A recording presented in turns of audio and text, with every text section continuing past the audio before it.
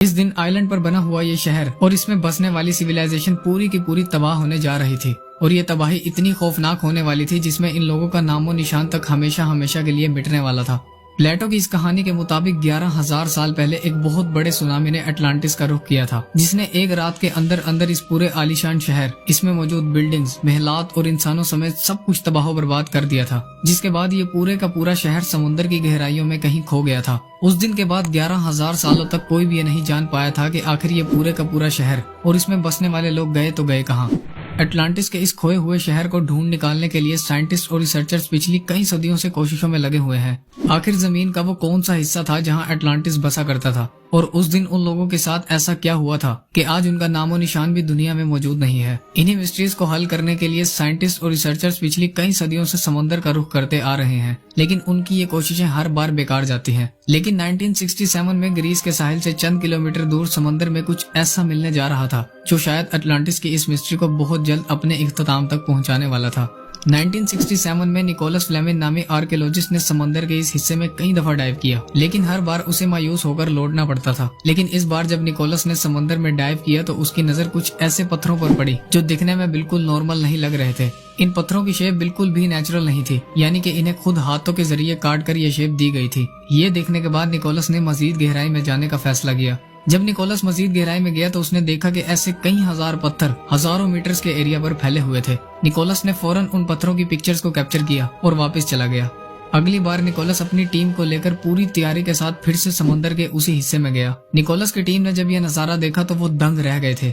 उन पत्थरों के दरमियान मिट्टी के बर्तनों से लेकर मुख्तलिफ किस्म के टूल्स, बिल्डिंग्स की फाउंडेशन और कच्ची सड़कों समेत वो तमाम निशानियां मौजूद थी जो सीधा सीधा इस बात की तरफ इशारा कर रही थी कि किसी दौर में जब ये जगह समंदर की सतह से ऊपर होती थी तो यहाँ इंसानों की कोई ऐसी सिविलाइजेशन बसती थी जिनका आज इस दुनिया में नामो निशान तक भी मौजूद नहीं है। साफ लफ्जों में कहा जाए तो ये कोई छोटी मोटी बस्ती नहीं बल्कि एक बहुत बड़ा शहर था जिसे बड़ी प्लानिंग के साथ यहाँ डिजाइन किया गया था। इस अंडर वाटर सिटी को पाब्लो पेट्री का नाम दिया गया, जिसने डिस्कवर होने के बाद दुनिया भर के आर्कियोलॉजिस्ट और साइंटिस्ट को झिंझोड़ कर रख दिया था। आर्कियोलॉजिस्ट को ये बात सताई जा रही थी कि आखिर यहाँ बसने वाले लोग कौन थे और क्यों उन्होंने इस आइलैंड पर इस शहर को इतनी महारत के साथ बनाया था, और क्या यही वो अटलांटिस है जिसका जिक्र 2000 साल पहले प्लेटो ने किया था, जो 11,000 साल पहले एक बहुत बड़ी और खौफनाक तबाही का शिकार हुआ था। पाब्लो पेट्री के डिस्कवर होने के चंद सालों बाद जब टेक्नोलॉजी का दौर आने लगा तब इस पर प्रॉपर रिसर्च स्टार्ट की गई। डॉक्टर जॉन हेंडरसन जो यूनिवर्सिटी ऑफ नोटिंगम में आर्कियोलॉजी के प्रोफेसर थे, उन्होंने यहाँ ऐसी चीजें डिस्कवर की जो इस बात का ठोस सबूत थी कि यहाँ इंसान किसी दौर में बसा करते थे। डॉक्टर जॉन हेंडरसन को यहाँ आटा निकालने वाले टूल से लेकर इंसानों की तकरीबन 50 के करीब कब्रें भी मिली जो शायद उन लोगों की निशानी थी जो हजारों साल पहले यहाँ रहा करते थे। चूंकि सिर्फ डाइव कर इस जगह के बारे में मजीद मालूमात तलाश करना नामुमकिन था, अब ये फैसला किया गया कि समंदर के इस हिस्से का प्रॉपर स्कैन कर एक 3D मॉडल बनाया जाएगा ताकि इस मिस्टीरियस सिटी की हकीकत खुलकर सामने आ सके। इस मकसद को पूरा करने के लिए सोनार स्कैनिंग का सहारा लिया गया। सोनार एक ऐसी डिवाइस होती है जब इसे पानी में डाला जाता है तो ये एक खास किस्म की साउंड वेव्स को समंदर में फेंकती है। ये साउंड वेव्स समंदर में मौजूद मुख्तलिफ किस्म की चीजों से टकराती हैं और रिफ्लेक्ट होती हैं, जिन्हें एक रिसीवर की मदद से कैप्चर किया जाता है, जिसके बाद कंप्यूटर में उनका एक 3D मॉडल तैयार किया जाता है। जब समुद्र की गहराइयों में पड़े इस शहर का 3D मॉडल बनाया गया तो कुछ ऐसा सच सामने आया जिसने सबको हैरान कर दिया था। ये एक प्रॉपर किस्म का शहर था जिसे बहुत ही डिसिप्लिन के साथ बनाया गया था, जैसा कि आजकल की कॉलोनीज और मॉडर्न सिटीज को बनाया जाता है। यहाँ बड़ी बड़ी बिल्डिंग से लेकर छोटे छोटे घर और मार्केट्स भी मौजूद थी जिन्हें बड़ी प्लानिंग के साथ डिजाइन किया गया था। ये पूरे का पूरा शहर 20 एकड़ के एरिया पर फैला हुआ था और एक अंदाजे के मुताबिक उस दौर में यहाँ 5000 के करीब लोग रहा करते थे। यहाँ से मिलने वाले मिट्टी के बर्तनों और मुख्तलिफ चीजों की जब कार्बन डेटिंग की गई तो उनसे ये मालूम पड़ा कि ये 5,500 साल पुराने थे, यानी 5,500 साल पहले ये जगह समंदर की सतह के ऊपर हुआ करती थी और इसकी एक्चुअल शक्ल 5,500 सालों बाद अब पूरी दुनिया के सामने थी। जब इस शहर पर मजीद रिसर्च की गई तो एक ऐसा राज भी खुलकर सामने आया जिसने सबको हैरत में डाल दिया था।